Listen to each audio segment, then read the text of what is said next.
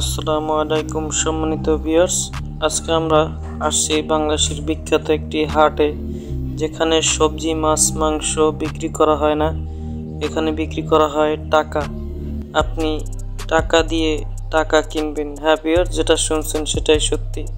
এখানে আপনি দেশি বিদেশি নতুন পুরাতন অনেক টাকা পাবেন এখানে এই হাটে।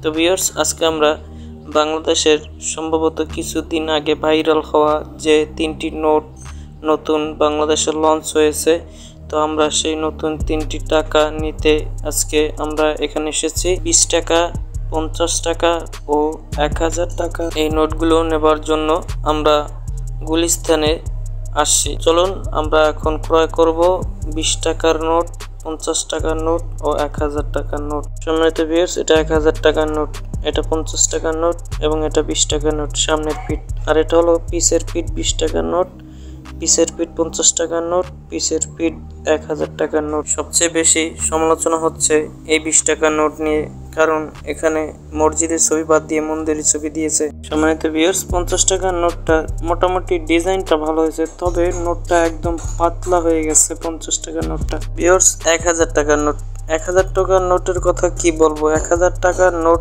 আসলে 1000 টাকার নোটের মতন হয়নি, যেমন ডিজাইনটা মোটেও হয়নি, তেমন নোটটা খুবই পাতলা।